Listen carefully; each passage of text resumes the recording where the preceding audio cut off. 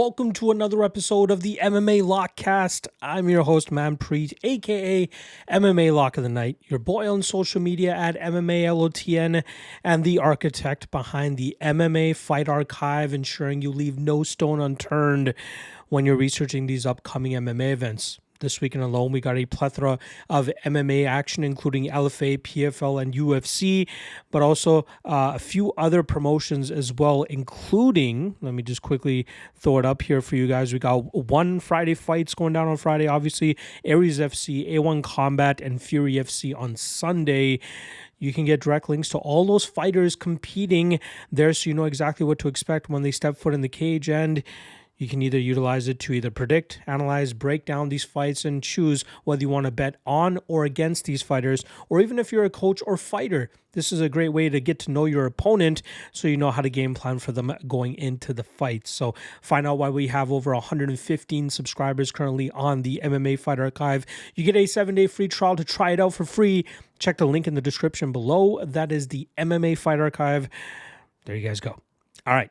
This week, we're going to be talking about PFL 6, which is the semifinals for their world tournament, where we got women's flyweights going at it, we got bantamweights going at it, and we also have lightweights going at it, who actually headline the card, as you have Rabadanov looking to go back-to-back with the PFL as he takes on a PFL newcomer and former UFC fighter Kevin Lee, who gets to step in and try to assert himself right away with the roster. We got 12 fights in total to talk about. Obviously, those are semifinals that I just spoke about, but also a number one contender fight in the lightweight division between Archie Colgan and Mansour Barnaoui, likely to figure out who will be Usman Nurmagomedov's next challenge if Paul Hughes does not get the rematch. There are also some alternate bouts throughout the card. Very much looking forward to breaking it down. I did pretty well last week, cashing that Thad Gene underdog play. Split decision, very close fight. Glad we were able to be on the right side there. And there was another one that I'm trying to remember off the top of my head. But yeah, very happy with my performance last week on PFL. Let's see if we can keep it running with this week's card. So without further ado, let's get right into it. First matchup up, we got Alan Dominguez coming in at plus 160, going up against Nick Meck, who comes in at minus 185. Now, Dominguez made his PFL debut last time around, and he was thrown right to the wolves right away as he went up against Lorenz Larkin. We saw Larkin batter him on the feet, and then after giving up a takedown, Larkin was able to get back to the feet, land a takedown of his own, and batter Dominguez en route to a late first round TKO finish for Larkin. Dominguez is a grapple-heavy fighter that normally looks to wear his opponents down from that top position, but his wrestling is not all that great, nor was his regional competition, which is why we saw him get squashed the way he did against Lorenz Larkin. Now he's going up against Nick Meck, who will also be looking for his first PFL win in his second walk to the cage. Last time around, he came up short against Kevin Peace, who is a 5-0 undefeated fighter, very solid prospect. And Meck had some solid success in the first round by landing a few knockdowns and getting some control time from that top position. But it seemed like his cardio hit a little bit of a wall as Peace was able to get the next 2 rounds and win that fight on the scorecards. Meck went back to the regional scene in January and actually picked up a regional title by defeating regional journeyman Armis Guyton over 5 rounds, utilizing that wrestling approach we've come to know from Nick Meck. He trains alongside, or at least I should say, under the guidance of Trey Ogden at Marathon MMA, and you know those guys normally put together solid game plans. It's all about if Meck has the hardware to go out there and execute it to a T. In this matchup specifically, I think he'll be able to do so, as I think he is the better wrestler compared to Dominguez, and I think once Dominguez gets his back on, or has his back on the mat, he won't have much of an answer for the top control of Meck, and I think that could lead to Meck eventually finding that dominant position to force a submission or a TKO stoppage, but I'm expecting Meck to win this fight within 2 rounds. Next up, we got Orozco coming in at plus 135, going up against Ilara Joanne, who comes in at minus 155. Orozco came up short in her PFL debut last time around against Sumiko Inaba, who actually fights for the title, I believe, next month against Dakota Dacheva, but Orozco gave her everything she could handle, and that fight ended up going to a split decision. Orozco came from the Lux Fight League, where she was the strawweight champion, and now being forced to fight up at 125 pounds, because I don't believe PFL actually has a strawweight division. We saw a very aggressive approach from Orozco, no matter where she found herself inside the cage, whether it was with her back or being pushed against the cage by Inaba. We saw Orozco landing constant knees, constant elbows, constant damage, but it seemed like the sharper shots from Inaba forced two of those judges to score that fight in Inaba's favor. Similar to Orozco, Joanne is a very aggressive fighter as well. She is now 1-4 in her last fights, with her last loss coming at the hands of Liz Carmouche in less than 90 seconds, as Carmouche showed her little to no respect, bullied her to the ground pretty much, and then eventually found that ground and pound finish, as Joanne had no answer for the grapple heavy style and just the strength of former champion Liz Carmouche. Joanne is very aggressive, very reckless at times, but I do like her consistency with the leg kicks when she wants to take a striking heavy approach, but we have also seen her look to grind opponents out with her wrestling in the past, and I think she might look to do that here against Orozco. This is a very tough fight to call or have confidence on either side, considering that these two women are probably in the the bottom 5 of the PFL roster for this division. But I think Joanne has a little bit more complete of a package, and that's going to end up being the difference maker here, leading to her winning this fight on the scorecards. All right, this one I'm very intrigued by. We got Dara Kelly coming in at -250, going up against Mike Hamel, who comes in at +210. Now, Kelly was plus 160 last time around against Dmitry Hurtsenko, and I was very happy to take that shot and cash that underdog ticket on Kelly, as I know that he is one of the brighter prospects coming out of SBG Ireland. Is obviously very much in tune with his grapple heavy side, pushing opponents against the cage. And even against Hurtsenko, he struggled to get multiple takedowns, but even when he wasn't landing takedowns, he was successful in keeping Hurtsenko up against the cage and just chipping away at him with knees and elbows, dirty boxing, and just keeping up a high pace that Hurtsenko was unable to keep up with, ultimately sweeping him on the scorecards. Normally, Kelly has a very nasty front choke series that he's been able to catch a couple of opponents with, and that's why he has a very clean MMA record overall. He's 7-0 as a pro, but also went 9-0 as an amateur, and in my opinion, one of the top prospects to come out of SBG Ireland. But he's going up against a tough test here in Mike Hamel, who we have not seen in action for a little while now.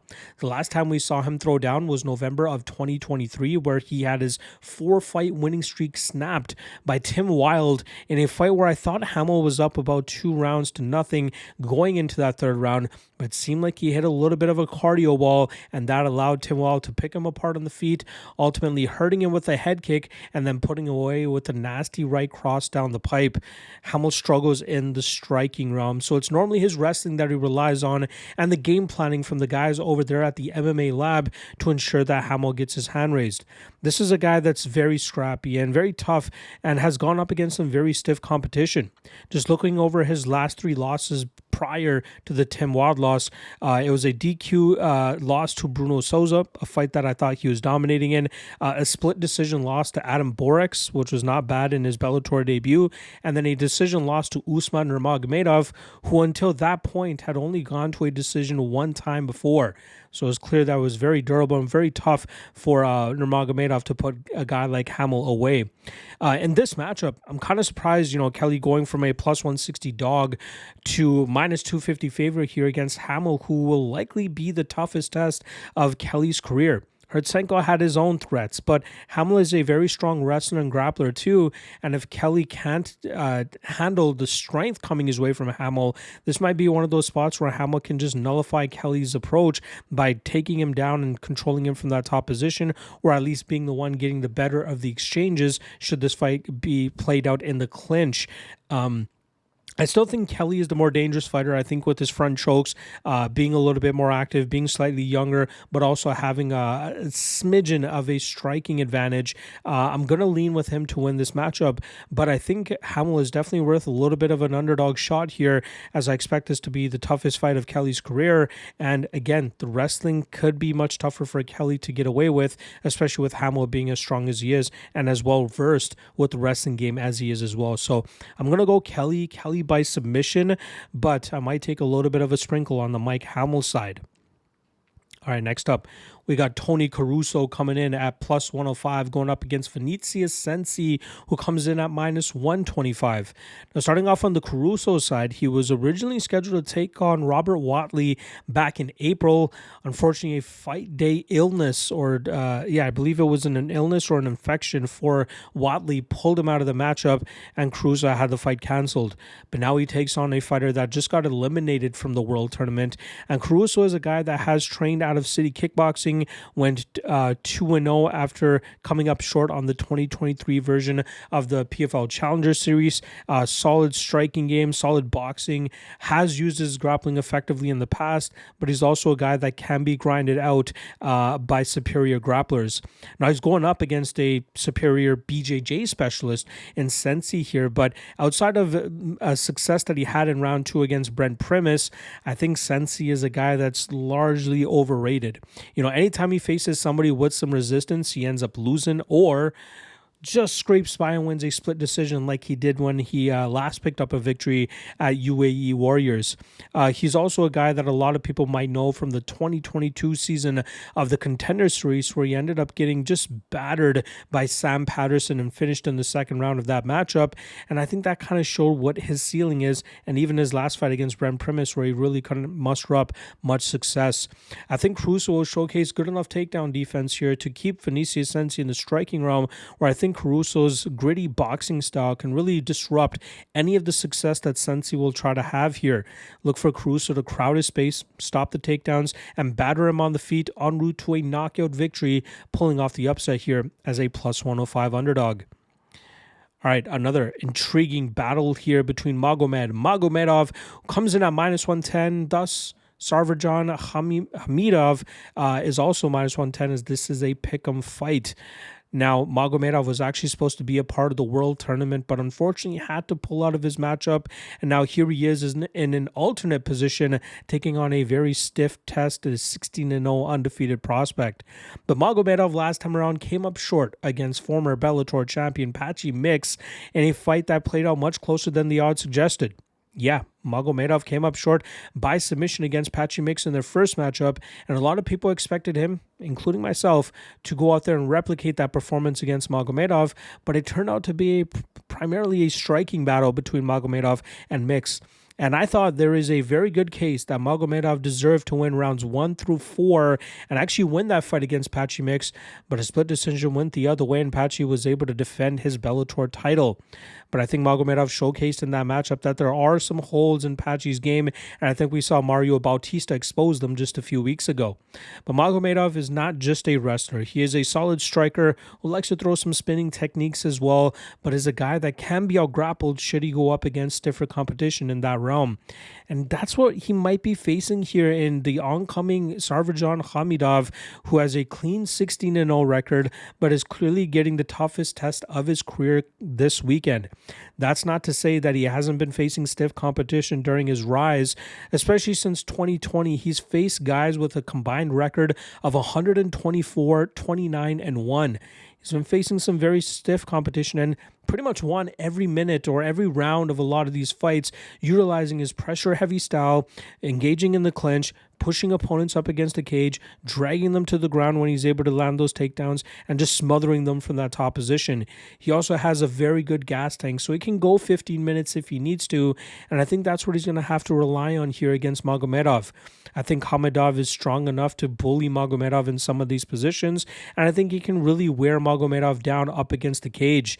In open cage, obviously Magomedov could have some success, but I think Khamidov's striking is not that bad at all. I think it can be very competitive competitive against a guy like Magomedov, and that's where I think Khamidov can really mix things up well enough and then eventually get to positions where he can control Magomedov and push him against the cage, maybe land a few takedowns, but I think that we can see him out-damage Magomedov en route to a decision victory.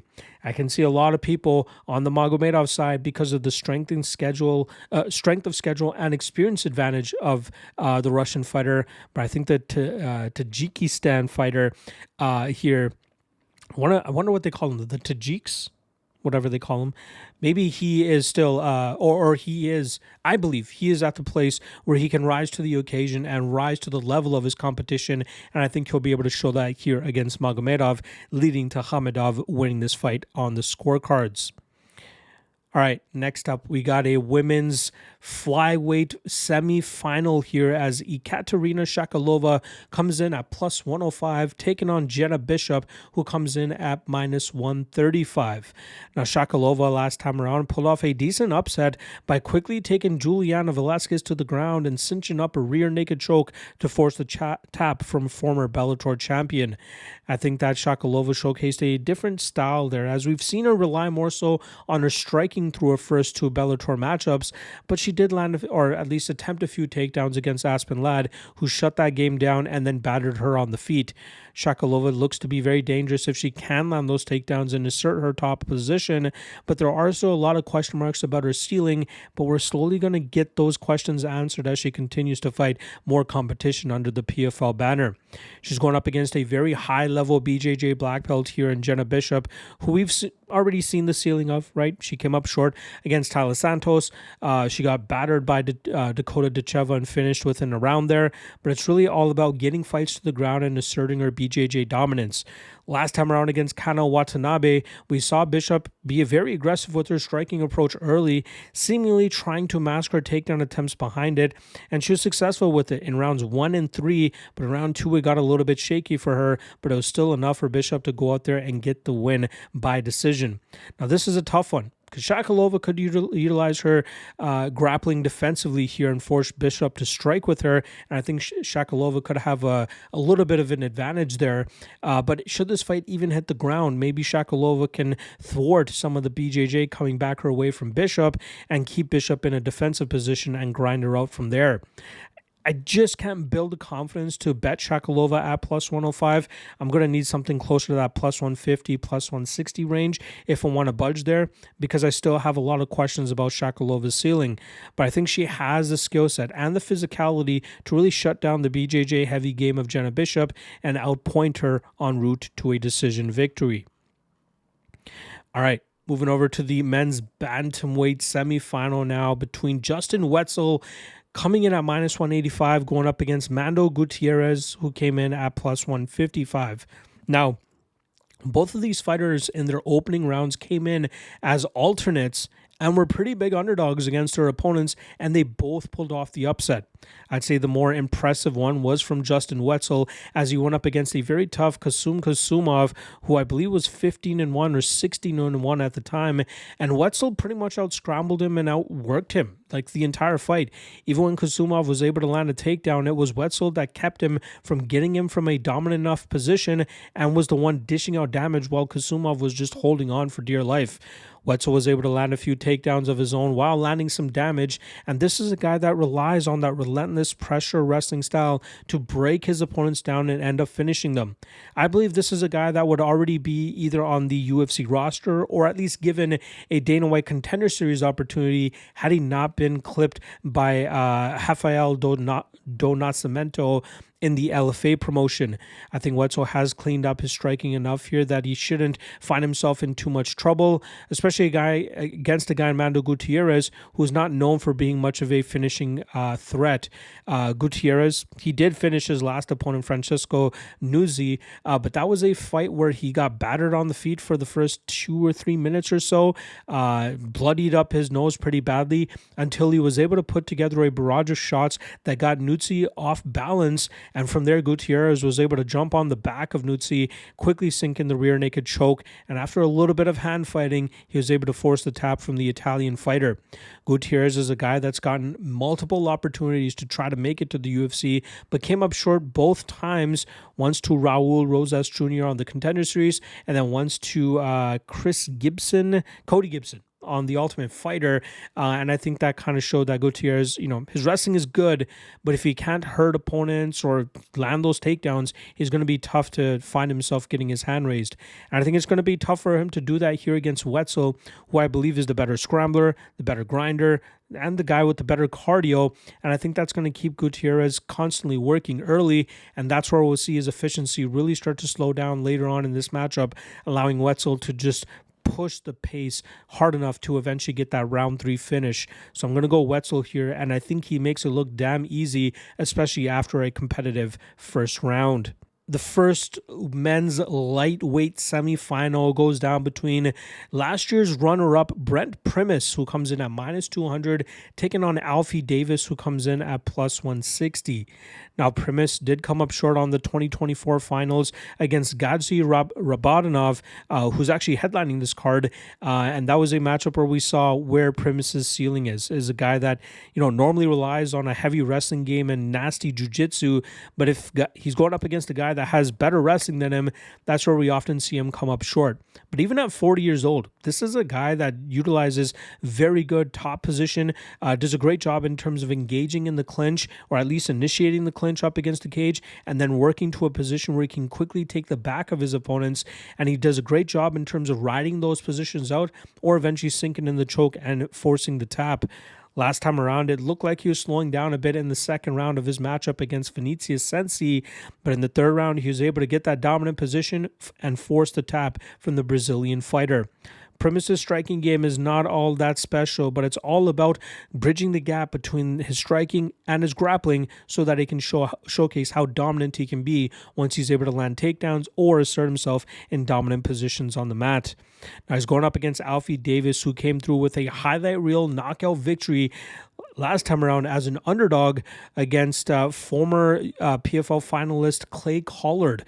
That was a fight where it seemed like Collard was doing a good enough job in terms of stopping the grappling of Davis, forcing him to strike with him, and it seemed like he was going to get away with just continuously pressuring Davis, keeping him on his back foot, and landing combination striking, just as we know Clay Collard normally does. But unfortunately, he got caught with a nasty spinning back elbow by Davis that hurt Collard very badly, and Davis followed up with a lot of big shots after that, which eventually forced a mercy stoppage from the referee. Davis is a guy that likes to utilize his karate style of striking, treading around at distance with that bladed stance and trying to crash the pocket with straight shots down the pipe. But he also has an educated grappling game if he finds himself relying on that. However, I think he's going to get stunted by the Primus side here, as I think Primus can stifle him, keep him from his karate striking advantage, push him up against the cage, overwhelm him with his strength and his physicality. And I think it's just a matter of time before Brent Primus is able to land takedowns.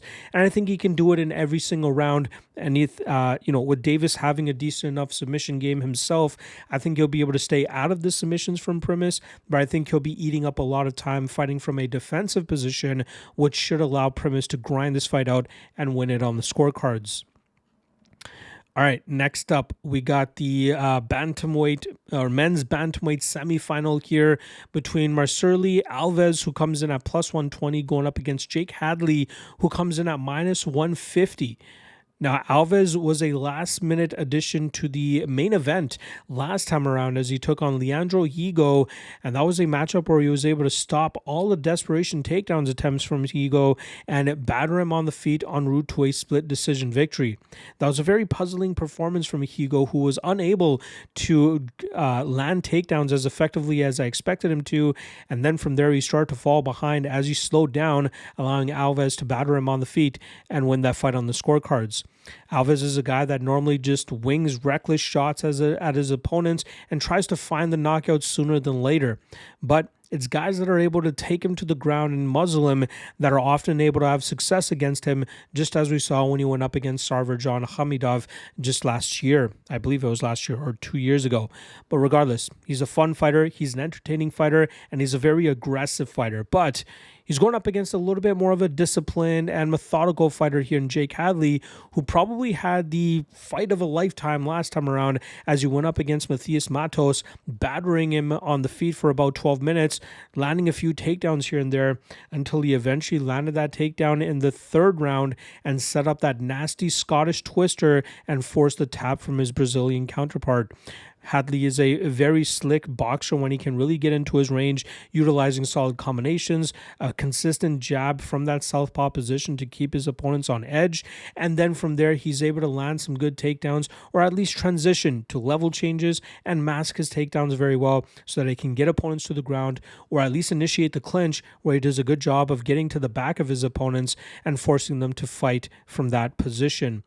This is a very good number on Hadley, and I was even able to find minus 110 on Bodog, but for the sake of this podcast, I'm going to be using the Bet Online numbers, and that was minus 150 on Hadley, which I still think is very bettable. I think this is a spot where we'll see what Higo was supposed to do against Alves, and that's utilize an educated striking game to thwart the aggressive nature of Alves, and then eventually swing some takedowns behind it and get some control time from that top position. Alves does not help his gas tank because of how recklessly he throws and the amount of power that he throws with. And I think Hadley can use that against him here, and I think that will lead to Hadley continuously getting this fight to the ground, and I think it will actually open up a submission opportunity for the British fighter here. I believe Hadley is British. I don't know why I think that he's Welsh, but I'm pretty sure that I saw him repping the England flag. So I'll say the English fighter here in Jake Hadley, and I think that will lead to Hadley winning this fight by submission. All right, next up, we got the lightweight number one contender matchup here, likely determining who will be fighting Usman Nurmagomedov next. It's between Mansour Barnaoui, who comes in at plus 240, going up against the undefeated Archie Colgan, who comes in at minus 300. Now, starting off on the Barnaoui side of things, he had a 2-fight losing streak back in 2023, but he's managed to turn that into a 2-fight winning streak in 2024.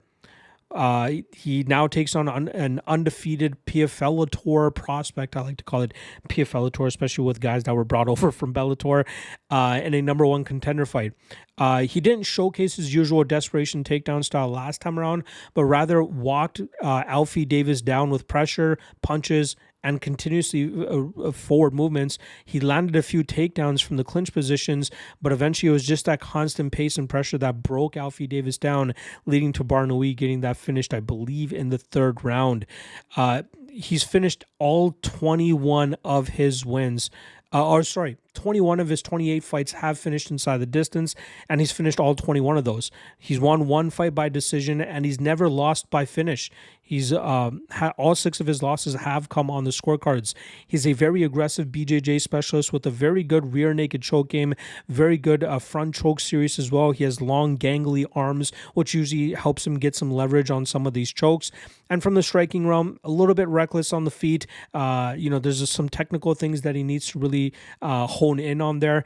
But I think the ability to apply that pressure and that pace often allows him to make up for some of the technical shortcomings in his game. But he's going up against a very solid prospect here in Archie Colgan. Easily one of my favorite PFL prospects. And I'm glad that he's finally getting this opportunity to achieve, the top, or at least getting to the top of this PFL roster. He's 11-0, taking steady steps up in competition each time out. Last time going up against a very nasty Muay Thai striker in Manuel Souza, and he was able to mix in his grappling behind his striking, showcasing that he's a very good striker as well, and he was able to get that unanimous decision victory over the Brazilian fighter. Colgan normally trains out of Colorado. You see him mix it up with Justin Gaethje under the guise of Trevor Whitman, but he also formed a very close bond with Kamaru Usman, who he often trains with in Denver, but also goes down to Kill Cliff FC to try to get some time in with him there whenever Usman is training in Florida as well. But Colgan has been training around high-level competition his entire career, and I think it showcases with the performances that we've been seeing from him. He used to be a guy that would just be a desperation wrestler, but has now become a solid, methodical power striker that mixes in those takedowns when he sees the openings, and I think that's going to be very key for him here against the Frenchman. I expect Barnaoui to be looking for some takedowns, or at least trying to utilize that pressure to force Colgan into a takedown attempt. But I think that Colgan will meet him with big power in return, utilize a lot of good footwork, utilize his wrestling defensively, and then pick Barnaoui apart on the feet. And if he doesn't get that knockout, I'd be surprised if he's the first person to finish Barnaoui. I think it'll ultimately be Colgan getting his hand raised by out-damaging Barnaoui, stopping the takedowns, and winning this fight on the scorecards. All right. Co-main event now, which takes place in the women's flyweight division. This is the other semifinal, as the winner of this matchup will end up meeting the winner of the, I believe it is, Katerina Shakalova and Jenna Bishop fight. This one goes down between Liz Carmouche, who comes in at minus 505, going up against Elora Dana, who comes in at plus 380. Now, starting off on the Carmouche side of things, she absolutely ran through Lara Joanne back in April to stamp her spot in this semifinal bout. But it's been crazy that when she left the UFC as a 35-year-old, her run has been nothing short of impressive. She has her last UFC fight was for the title against Valentina Shevchenko, took off about a year or so, and then won 3 straight fights to challenge for the title in Bellator, defended it 3 times, then got absorbed into the PFL roster. She made it to the playoffs when PFL was still doing the season format last season, but then ended up losing a very close fight to Tyler Santos, and then she ended up getting back on the winning track this year with that dominant win over Elari Joanne. Carmouche is a very strong grappler, very good jiu-jitsu as we've seen in the past, and it's even gotten her out of some bad positions, even in fights where she was close to losing. You know, the ones that kind of come to mind are those fights against Deanna Bennett, where Bennett was grinding out that fight pretty clearly for the first couple of rounds, and then Carmouche was able to get those submissions to force the tap from Bennett and defend her title. Carmouche, 40 years old. I get it, 41 years old if I'm not mistaken, but she's still very effective, especially with the level of fighters she's been going up against on this PFL roster.